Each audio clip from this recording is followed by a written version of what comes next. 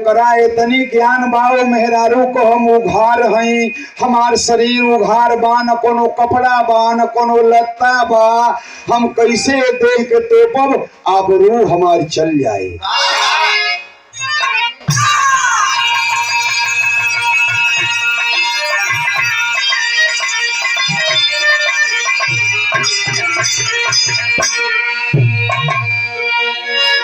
चार लाइन भूमिका हमार कवि लिखले हो और यही से कहानी के शुरुआत में हो जात बा। मेरु पर्वत पे करते तपस्या ब्रह्मा, मन में विचित्र सृष्टि का विचार था। आंख से एक बूंद जल गिरा भूमि पर, क्षण में बानर बना क्या चमत्कार था। पाकर आशीष ब्रह्मा का बानर बनी, तन में फल फूल का पेट भरने लगा। मान करके पिता अपना ब्रह्मा जी को नित सुबह शाम सेवा वो करने लगा।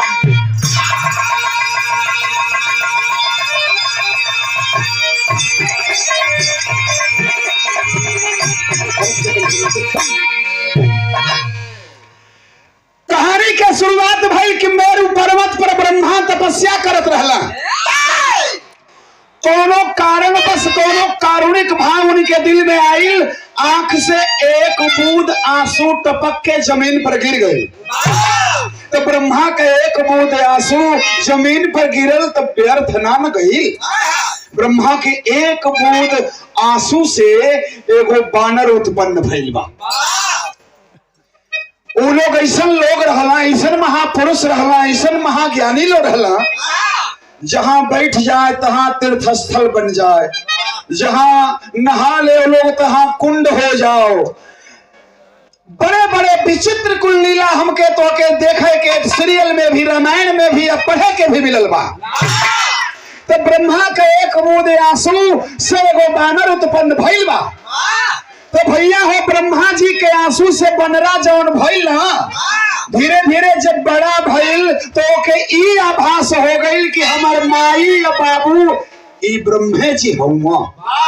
तो ब्रह्मे जी के रहा था, ब्रह्मे जी की कुटिया पर रहे खाए पिए। तो ब्रह्मा जी के ओकरे खैलको के चिंता ना न है। आदमी रही तो ओके रोटी चाहिए तो ओकरे खातिर पिसान बनवावे के पड़ी, तो ओकरी खातिर चावल बनवावे के पड़ी, लेकिन ओकरी खोरकियो को टेंशन ना है। कैसे कि वो तो बानर है, फल फूल खा लेला, फल फूल खा के आवे तो नगद ब्रह्मा जी को सेवा भी करे। जड़ा उड़ा में ब्रह्मा जी बैठे ना तो एको ढील ना छोड़े, कुल हेर घले। ब्रह्मा जी कहे कि चला एक रहला सूखे बा, कोनो दुख नहीं है। हाँ, कैसे कि पीठ उठ बड़ा ठीक से खजुआवत है, खा लेते है तो आम लियावत है वर्ष तोड़ तार के। तो बड़ी सुंदर एगो गीत हमारे कवि लिखत हो भैया।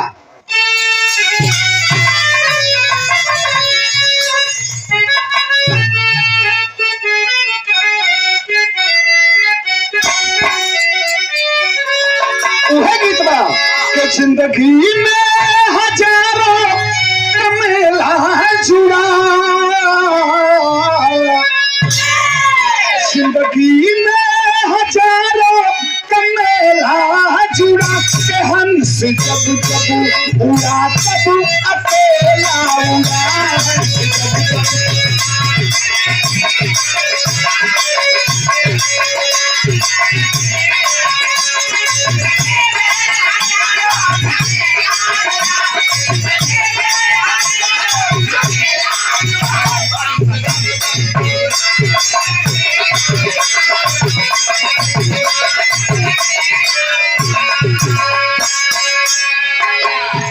गीत रहल, लेकिन ऐसे बढ़िया लाइन बिरहवा में लिखल गई। जीव का जग में आना लो जाना होगा, जीव का जग में आना लो जाना होगा, नाथ का जैसा गाना लगाना होगा।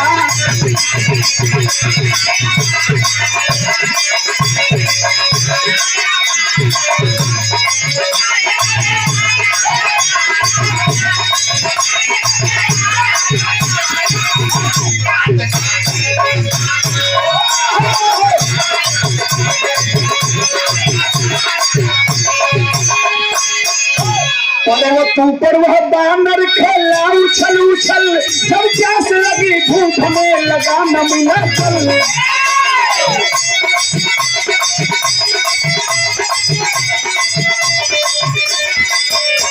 शिखर पे चढ़ के देखा एक सुंदर सरोवर, पानी को पीते पंछी नभ से उतर उतर।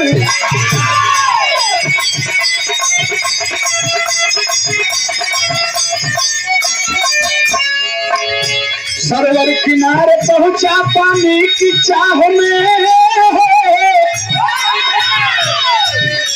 सरोवर किनारे पहुंचा पानी की चाह में, वह थक चुका था बिल्कुल पथरीली राह में।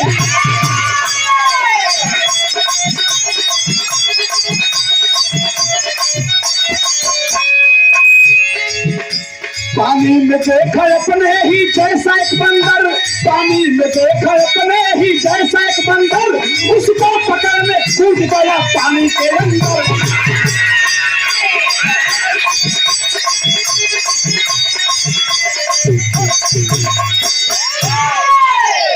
ब्रह्मा जी का बनरा एक दिन भोजन की तलाश में वही जंगलों में बड़ा दूर चल गई बा। कहीं नजदीके कुछ खाए के ना मिलल तो सोचे तनी और आगे चलब तो मिली, तनी और आगे चलब तो मिली, ऐसे ही करत करत बड़ा लामे चल गई। खाए के तो मिल गई, खा तो लिहलास, लेकिन ओकरे प्यास लगल तो पानी को कोनो जोगड़वा न बा। तब तो भाई भालू बानर या पशु पक्षी तो जे जंगल में रहेला तो भाई ओके तो पानी खातिर कहीं कुछ नारा नूरी डबरा डबरी चाहे सरोवर पोखरा कुछ खोजे के पड़ी ना। तो बनरा के पानी का जरूरत लागल तो खोजत बा तो पानी ना मिलत बा। सोचलस कि यही पहाड़वा के ऊपरा चढ़ब तो ऊपरा से कहीं खाले या लोते पानी होई तो लौकी। पहाड़े पर चढ़ गईल, ओके एगो सरोवर दिखाई देले बा, बड़ा साफ पानी बा और पशु पक्षी जंगल गया के वो पानी पियत हुआ। तो बनरा सोचलस कि काहे ना हम चल के पी ले।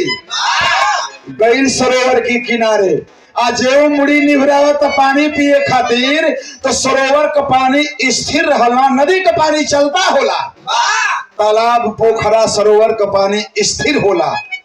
तो स्थिर पानी जब होला ना तो भैया वो स्थिर पानी में तू हूं तकबो तो तुहार प्रतिबिंब, तुहार फोटो, तुहार चेहरा लौकी। बनरा जब मुड़िया निहुरावत तो पानी पिए खातिर तो वही का फोटो हुआ ओके लौकल। तो बनरा जब देखलस तो देख के दूसर का बानर के पनिया में भड़क न गई, बिजूक के कूद के खड़ा हो गई। अरे अकेल जंगल में जो हम रहे वाला है हमारी एरिया में दूसर के होना है, पानी में सारे बानर का करत है। अरे रहल तो बनरे ना चाहे ब्रह्मा को होके चाहे विष्णु को होके, तो बानर को स्वभाव तो जनता न बड़ा लो। तो भैया हो वो पनिया में अपनी प्रतिबिंब के देख के अब बनरा यही ऊपरे से सोचे लागल कि कोनो दुश्मन जना था कि घात करे खातिर ही में लुकाइल बा। तो बनरा ऊपरा से ओके थपरा दिखावता कि मार के मुआ खलब। तो वैसने फोटो वो में से आवता तो ये सोचता कि जना था कि हमरे मत वो मन सरहंग बा। बनरा ये से आंख तरे रहता कि एकदम तो हर मुडर का खलबाज। वैसने फोटो वो में से आवता तो वो सोचता कि साला जना था कि वो कतली बका, वो उतने गरम बा। सोच गई कि पानी पियला से पहले ऐसे फरियान को लेवे के हा। पानी बाद में पिए नगद देह गरम यही गरमैला इनके देख लेवे के हा। बिरहा में एगो तर्ज लागल है, बड़ी पुराना गीत है, नया भी है।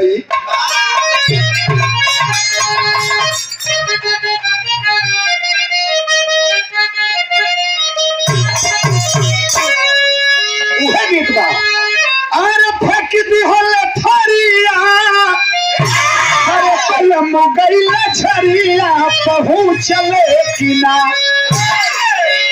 ये तो मदन राय गावला ना, एक रामदेव चच्चा या बुल्लू चच्चा गावे लोग, जो वो लोग के मुकाबला होखे ना तो बड़ा महीन गावे लोग। बुल्लू दादा जब खूब महीन में गावे का कहे हो कहे कि है होयल बेली तोहरी खोई छवा में भेली तन बननिया हमके जनी हा जनी पूरा दिया तनी मननिया बेबुना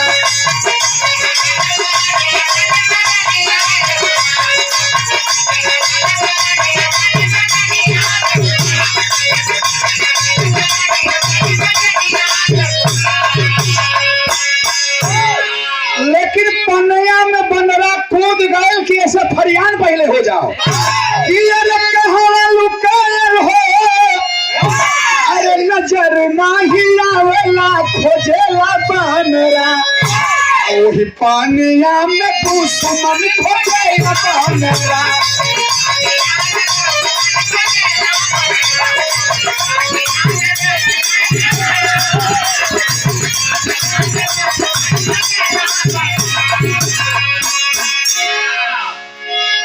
बनरा वही पनिया में खोजा था देखा इस साधु जी की ओर से आशीर्वाद आ गई बा बाबूजी आज मौत जात बैरी जो भेटाई बनरा कबूत भी गई पानी में आई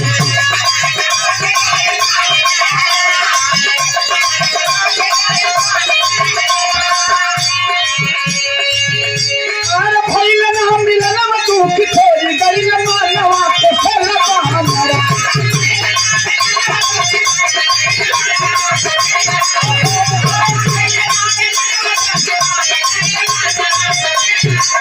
और भइल ना मिलन तू की छोड़ी गई मानवा के सेला हमरा दुनिया में दुश्मन से गई बहाना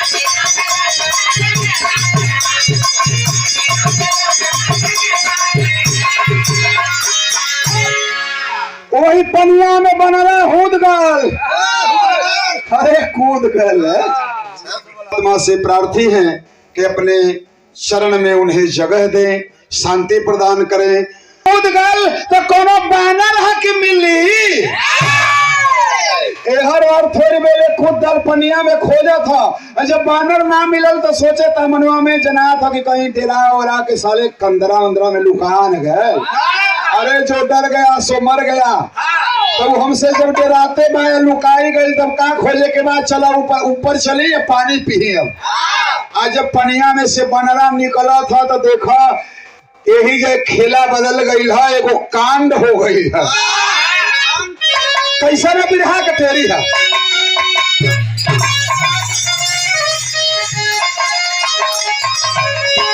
ए भैया विधनवा कैसन बरमा का बनल अरे विधनवा कैसन बरमा का बनल रामा रामा विधनवा कैसन बरमा का बनल रामा रामा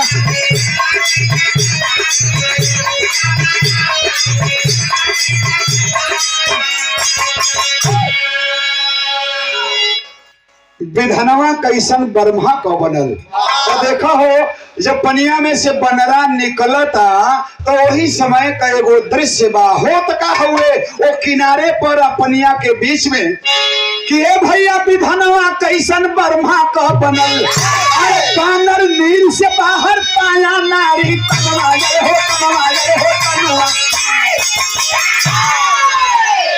बानर नीर से बाहर पाया नारी तनवा विधनवा कैसन ब्रह्मा का बनल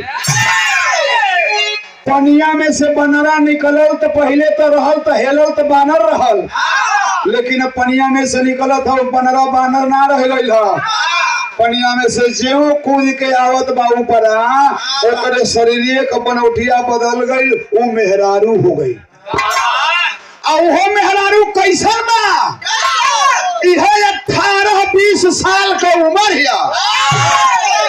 एकदम चकाचक नौजवान बा लेकिन उघाड़ बा अब सोचो कि ओया का दृश्य कैसन होई इधर कहा कि आजकल के लड़का मोबाइल लेके ना पहुंचल सो नहीं तो बड़ा फोटो खींच ले रहता सो नहीं मनाइए तो भैया मेहरारू कतन पा गई लेकिन नंगे धरंगे उघारे निघारे है 18-20 साल का उम्र है लेकिन ओकरा इतनी ज्ञान बाओ मेहरारू को हम उघार हई, हमार शरीर उघार बा, न कोनो कपड़ा बा न कोनो लत्ता बा, हम कैसे देख के तोपब, आबरू हमार चल जाए। इतनी ज्ञान ओकर हुए, लेकिन अब सोचत बा कि चलो अकेल बानी तो घर हो बानी तो कोनो बात नहीं खे, लेकिन ई ना कि कोनो आवे ना ए रास्ता से। ए बाबू अपना शरीरिया के देख के उ सोचत बा कैसा 4 लाइन चौकड़ा लिखल गई है। कितना सुंदरी के पाई गयल बनल लजा,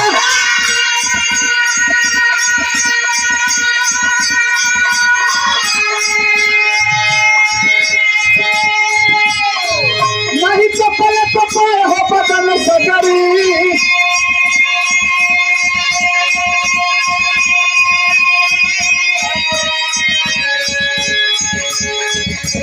रवे नहीं बोलो उठल छाती बोले बोल,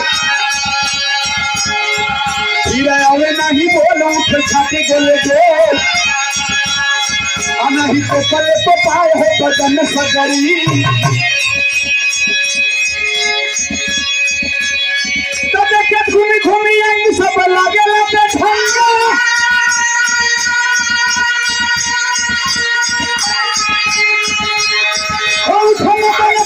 हो बदन सगरी।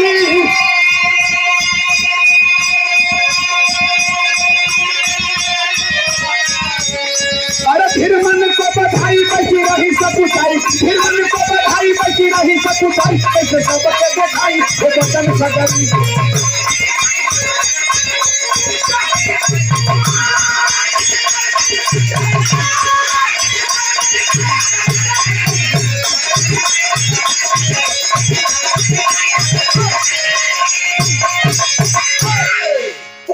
ए भैया बड़ी दहिया के देख के यहर वहर झंखत बा, सोचत बा केहू आवे ना, तो ई पूछला कि जौनी बात का डर रहेला ना वो पक्का हो के रहेला। ट्रेन में चढ़ जाइबा आ टिकट ले रहबा ना, तो एजा से बम्बई ले चल जाइबा, कबो कबो मन करी तो एको टिटिए न मिली हसो, लेकिन टिकट ना ले रहबा तो कोनो करियो कुर्ता पहिर के यात्री चढ़ी न तो मना में ही होगी आगल का, तो हर घड़ी लैट्रिन में और जाए के मन करेला।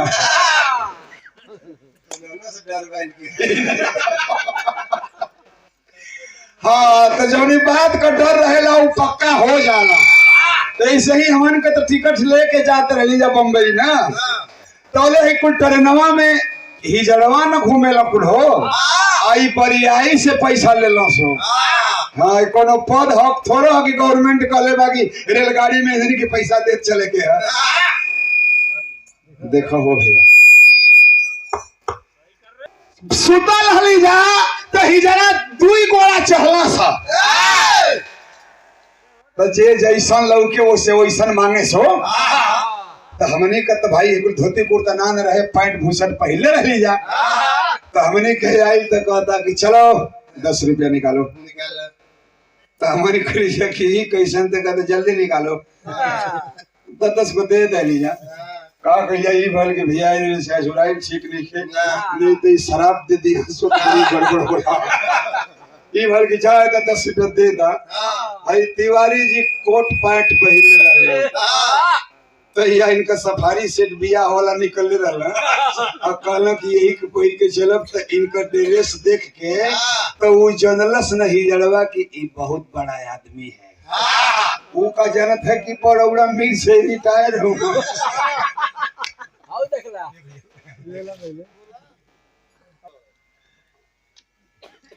और सम्मानित किया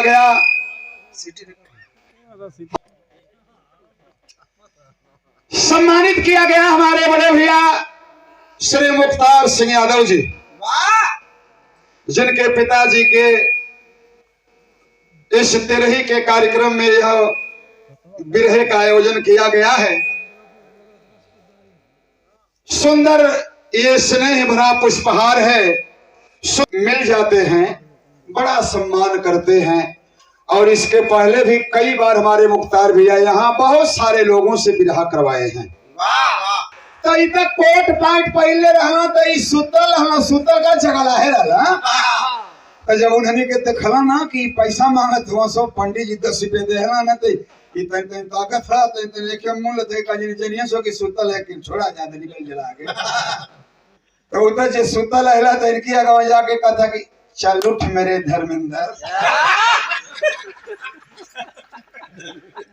चल उठ मेरे धर्मेंद्र। तो ही तो एगो ऐसे ही तो बोले मैं एक ही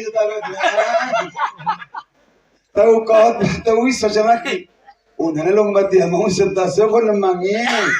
तो वो कहता कि चल 200 रुपया निकाल। तभी कहत हम हाँ उन्होंने से 10 रुपया हमसे 200। तो यगवा को उठा के कहता कि चल 300 रुपया निकाल। यगवा उठा के और उठौलस तो कुल दृश्य देखे लगना ना। और कहा कहला कि ये भैया अस्कितात हो तो इनका मोहरवा खींच के दोनों जंगिया के बीच में दबा लेलस। और जब दबा लेलस तो मौला हर को हर करत हुआ। तो हमारे कही जा कि भैया ये साला बड़ा मन सरहंग वाला से मुआ न देन सो, नहीं तो इस 5 भाई में से एक भाई खत्म हो जाए गड़िए में। हाँ तो ये भर के अब का होई तक कि जना कहत हो गई अब 200 बिना ले ले मनियो सुना कहे से कि कुल दिखाओ खातिर 500। तो हम कहले कि 200 दे के जान छोड़ा ले, नहीं तो हमारे भैया सहजे में चल जाए। 200 दे दे हले इनका जान बकस देना सो। बाद में पूछने की तिवारी भीतर मुड़ी कहले साथ का देखला हा। तो कहत हुआ कि भैया बड़ा कुछ झांग छूटा रहा जिसे जना था कि वृंदावन हिल गए। बड़ा कुल नदी नारा पहाड़ झरना से थोड़ा थोड़ा पानी छिड़क रहा। तो हम कहने की अच्छा जाए तो 200 तर गए। हम मान लेने की तू कहीं दर्शन करे वो तने हम भाड़ा दे देंगे तोहरी आत्मा के शांति हो जाओ। भगवान कह जाइबा तो ही ना न कहबो कि नहीं हिजरन की पले हम ना पड़ल ले। हाँ तो ए भैया जोनी बात को डर रहेला उहे बात होला। वो मेहरारू डरात बा कि केहू आवे ना ए जे हम नंगे बाणे उघारे बाणे। तौले तू जाने आए न गई ना जिस जोनी खातिर डरात रहल तो हो गई। अभी हमें वो गीत है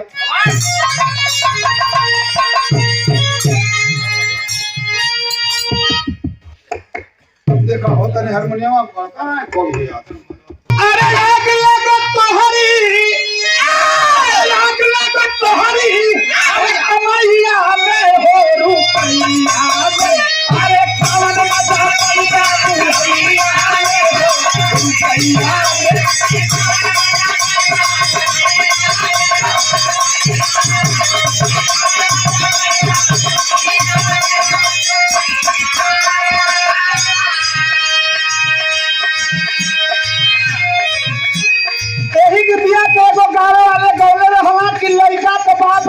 चढ़ाक होता लो जो लड़का सयान होता बियाह करे खातिर जो तिरकहरू आत हो ना तो ये भैया लड़का के बाबू लोग बड़ा चढ़ाक हो। पहले तो कहिया ये भैया हमारे खानदान में मंगाला ना जौन भाग भरोसे मिल जाता ना बियाह हो जाये। तो बियाह तय हो जाये तो बाद में अगुआ के बोलाई लो। तो आजकल तो भाई है गाड़ी तो एकदम जरूरी न हो गई बा। तो पैसे का मिलत है।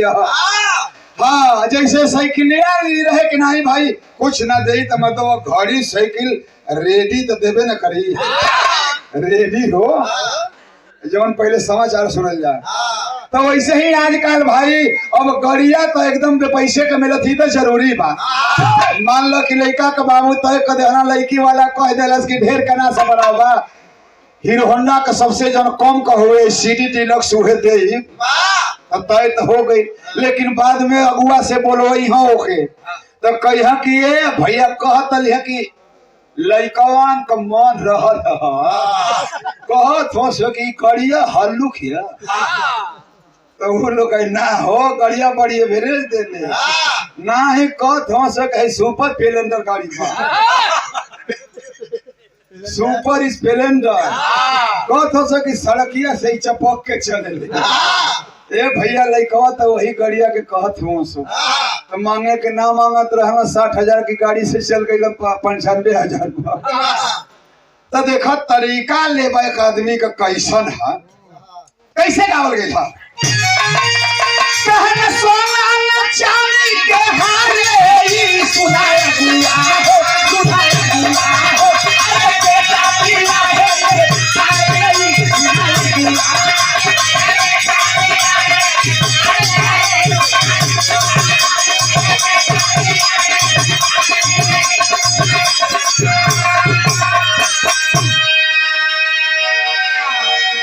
गीतिया रहल लेकिन देरात रहल तो भइल का हो अरे सोलह बारिश के ऊपर लागे नजर लागे अरे अंधा पर्दे से चलना देगा नजर लागे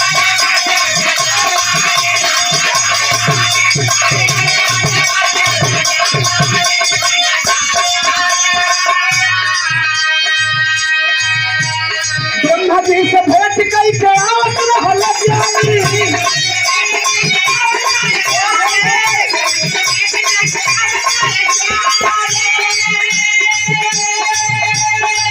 भले सुरा जाएंगे चुल में ही जवानी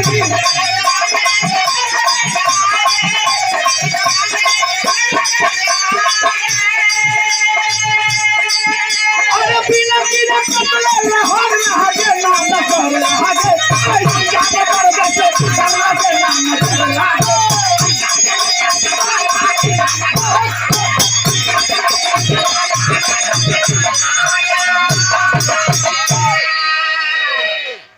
अनजान मर्दे से डर लागे ना नजर लागे तो देखो डरात बाग केहू आवे ना अब तो ले दुई गो बूढ़ वही रास्ता से आए गईला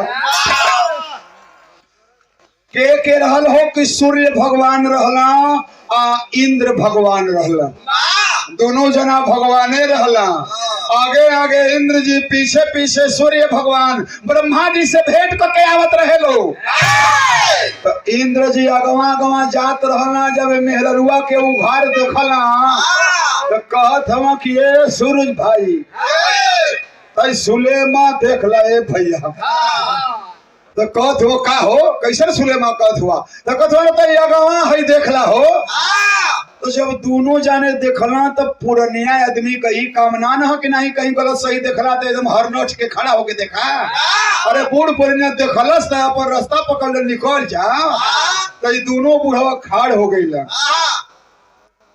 ब्रह्मा जी से भेंट कई के सूर्य भगवान इंद्र भगवान दोनों जने आ गईला ओ नंगी मेहरारू के औरत के देख के दोनों बुढ़वा खाड़ होके देखत हवा चश्मा उठा के देखत हवा तो जब दोनों जाने देखत हवा तो दोनों जाने अपने में बतियावे लगल का बतियावत हो बिरहा में एगो तरज लागल है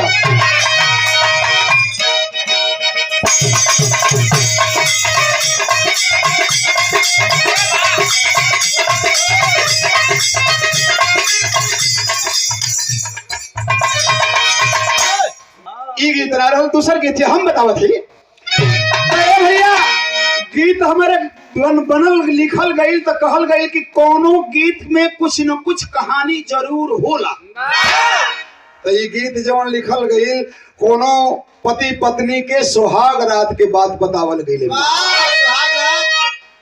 भाई तू जनबे न कैला मरते तोहर बियाह भइल दुगो लइका लइकी हो गई है अब ये पूछे तो सुहाग रात इतना चिहात हो जिसे जना था कि ये देश को है ये ना तो देखा अब सुहाग रात के बाद तो लोग के नाम बुझा थे तो बता देते एगो पंचर बनावे वाला के सुहाग रात रहल हो मीनाक्षी तो सूत गई ही नहीं तो सुनती तो फायदा करी अच्छा हाँ अच्छा जाए दा तो नहीं बोला रे दा हो। तो देखा पंचर बनावे वाला का सुहाग रात रहल, मेहरारू आइल गइल 12 बजे, ठीक 12:01 पे पहुंचल। पता ना वो कैसन टाइम से गइल है। हाँ तो गइल जब पहुंचल ना तो वहां बैठल तो मेहरारू कहते ऐसने जाड़ा पाला के दिन रहल तो मेहरुआ कहती कि मनाइए मनाइए। तो ये खाली बोलिया ओकर सुनता तो वो कहते कि मनाइए ना। तो ये देखा देखा तो का करता कि वो करी गोड़वा और दोनों गोड़वा एक गुड़िया एगो हथवा पे सला और मौरवा और एगो हथवा पे सला और पेश के दोनों मुहवा मौरवा सटा के उठा लिया और उठा के वही जाओ और मुँह में डाराम में पानी धैला और वही पनीर में यही तरह बोर दिया। तो वो कहतिया ठंडा पाला का दिन है जान लोगे क्या। तो वो कहता कि तू ना जाने लू, चुप रहा, हम पंचर न बनाइला जले पानी में ना बोरी ना बुलबुला ना उठेला तो छेदवे ना जले बुलबुला ना छोड़ी तोले तमो के लौकबे ना कर। तो वो कहता कि हाँ तो मिलले बड़ा तू कहे कि कैसे कहीं न मिला अरे गंभीर कैसे कहीं न मिला अरे गंभीर अरे छुई चली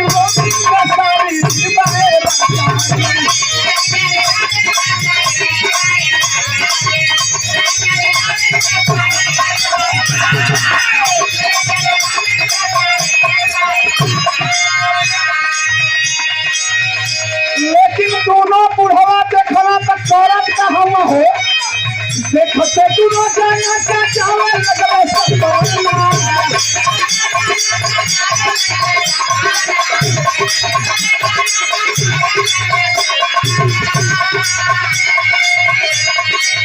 देखते दोनों जाना से चावल लगले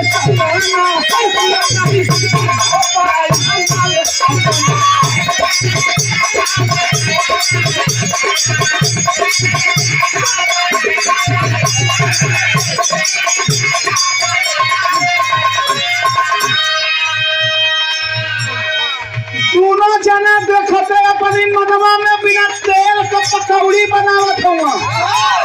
इंद्र सोचत हुआ कि हमारी बियाह करे लायक बा, तो सूर्य सोचत हुआ कि हमारी बियाह करे लायक बा।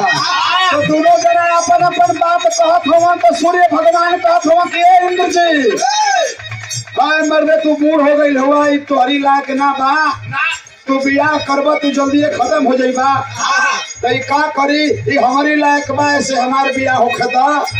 तो कहत हो कि हाँ तोहरी लगी रही, तोहरी लगी ना रही, तू इतना गर्म हुआ कि एको दिन न तोहरी लगी रही। तो दोनों जाने अपने में तर्क वितर्क करत हुआ। वो औरतिया सुनत ये बतिया के, लेकिन दोनों जना करत का हुआ हो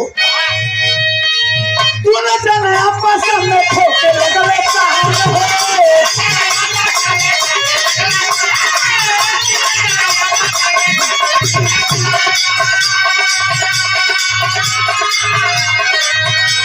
अरे सुंदरी को सच्ची लगता हो यही सवाल है।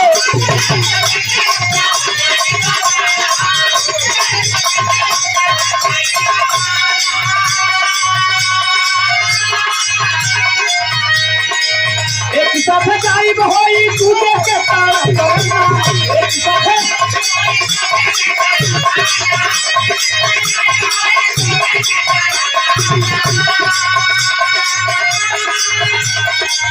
एक साथ गायब होई कूदे के तारा करना, तू नहीं प्रेम हो तारा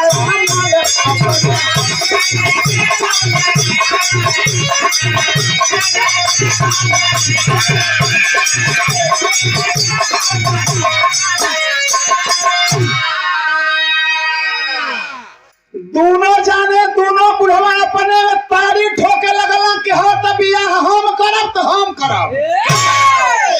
दोनों जाने कहत हो कि तो फरियान हो जाओ, जरा जांघी में जोर रही उ बिया को अकेले जाई। तो इंद्र या सूर्य दोनों जना एगो मेहरारू खातिर ताड़ी ठोक के दोनों जना पैतारा मारे लगल। देखत या मेहररुआ तो कहत या कि दोनों सनक कैलसो, ई बुढ़वा दोनों जना था कि लड़ के मर जाइ हंसो। तो दोनों जना के समझावत थी का कहत है बिरहा के पापट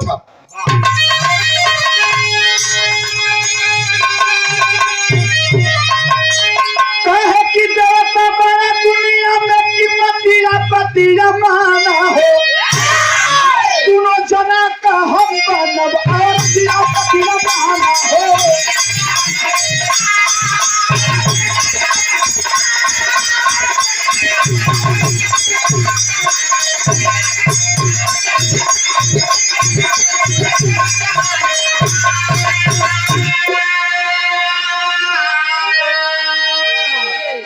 तो हम लोग अपने में कहत हुआ कि हमार तो हम केहू के संग ना जाए, खाली अपने मन में बियाह करत हो लो। हमसे कभी पूछला हलो कि हम के करी संगे जाइबे के करी संगे ना जाइब। दोनों कहत हो कि हाँ हो मतलब ऐसे तो हमन के जचबे न कैली जा। तो वो कहत बा कि हम दोनों जना के संगे ना जाए, न तोहरी संगे न उनकी संगे। तू सोचत रह कि उनकी संगे जाई हां, वो सोचत रह कि हमारी संगे जाई हां। तो न हम सूर्य के संगे जाइब नहीं और न इंद्र के संगे जाइब। तो तब दोनों बुढ़ऊ लोग कहत हो लो कि अरे तो का करबू तब हे जंगलवा में अकेले बैठल है उतर। तो वो कहत बा कि हम बियाह करब तो एक आदमी से ना करब, हम दोनों आदमी से बियाह करब। बोला तो हम लोग के स्वीकार होखे तो बियाह के काम होखो। तो सूर्य भगवान इंद्र जी से पूछत हो कि कहो भैया बियाह हो जाई तो तोके कोनो दिक्कत? तो कहता नहीं हमके तो दिक्कत नहीं, तो के तो कहत नहीं हमरो के दिक्कत नहीं है। तो कहत है मर्द तो रहल कैसे जाई हो? तो कहत है मतलब लुधियाना पंजाब में देखत हो आदमी रात दिन में ड्यूटी लागत है और करल। और ये देखे दोनों जाने से बियाह करे पर तैयार हो गई है। का अरे मार गए तब सूर्य इंद्र, अरे दोनों की बन गई रानी हो। लागल प्यास बुझाए दोनों, अरे तन के पारा पारी हो।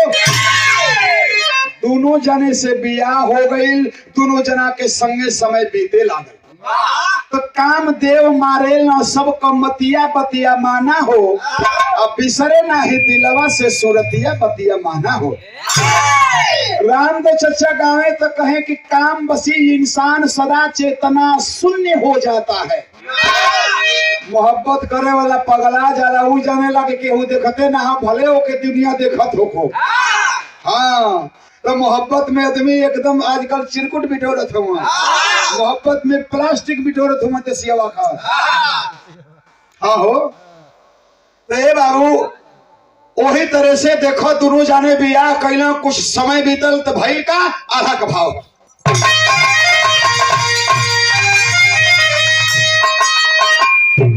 कैसा भैया?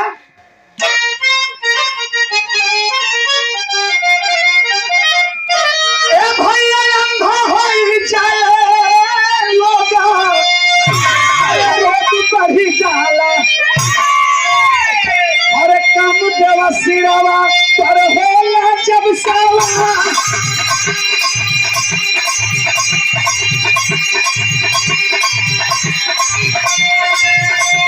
अरे बड़े बड़े ऋषि मुनि सब की गईले,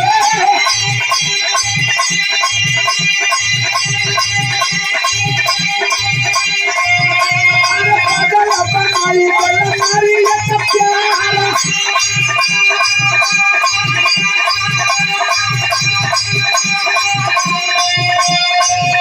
अरे दोनों देवा संसदन में लकिया न लगा।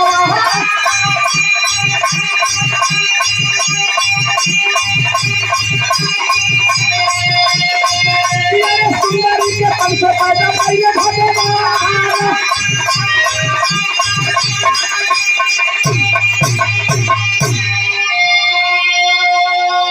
समय बीतल, दोनों जना के अंश से एगो सूर्य को एगो इंद्र का दोनों जना का एक एगो लड़का भइला सन। तो जब एक एगो लड़का भइला सन तो एक दिन इंद्र भगवान कहत हम औरतिया से, करे आजकल नहात ना है खा रे, बड़ा फोकराइन गम कत है तू। तो वो कह दिया कि कहाँ तोहरे मती पागल नहीं, और सोमवार दिन नहाए, सोमवार के दिन ना नहाई जला, नहाइल जला, हर दिन नहाइल जला। तो कहला कि जैतू नहाए तू नहान लगल है, दुनिया नहाए गई है सरोवर पर, वही सरोवर पर भेजना जौना सरोवर में नहा के वो बानर से मेहरारू बनल हल। अब फिर वही सरोवर में नहाए खातिर जब गईल, अब पानी में हेल के बुड़किया मार के जे वो ऊपर आती है, पूर्व जन्म में चल गई मेहरारू से फिर बानर बन गई। लेकिन तो वो बच्चा पैदा कैले रहल ना, वो बच्चन का ममता ओकरी दिल से ना जाती है। फिर आइल बा वो इंद्र भगवान और सूर्य भगवान के घरे, वो बच्चन का पालन पोषण कैलत बा। लेकिन वो के रहल हो, वो सुंदरी से ही बानर दुगो जीव बिरहा के आखिरी बात।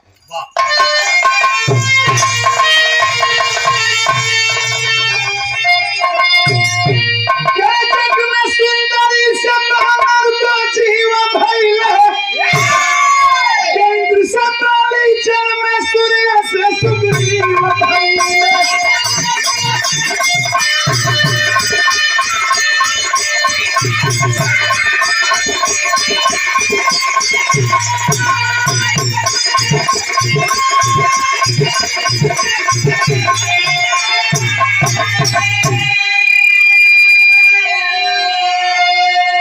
जग में सुंदरी से बानर दो जीव भइले, इंद्र से बाली जल में सूर्य से सुग्रीव भइले। तो दोनों जाने दहले दोनों जन के वरदान हो, किसकी भाका राजा बाला बाली बलवान हो।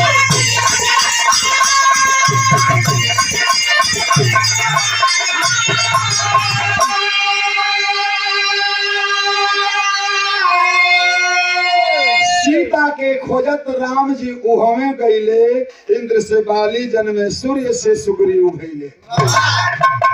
तो बाबू हो, दूसरे लाइन में बड़ी ऊंची बात हमारे कवि लिखते हैं, क्या कहे कि बाली अधम जब सुग्रीव को सताया, राम जी के हाथ वीर कपि पाया।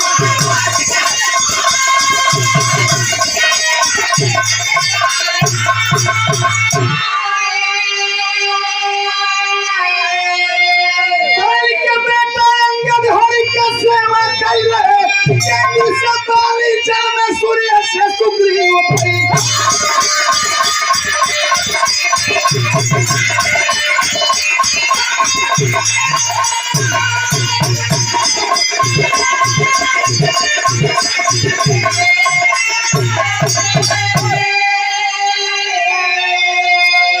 गुरु बिहारी गुरु गणेश गुरु रामलाल गुणकारी, स्वर्ग बसे चंद्रिका कवि बच्चन जी बने पुजारी।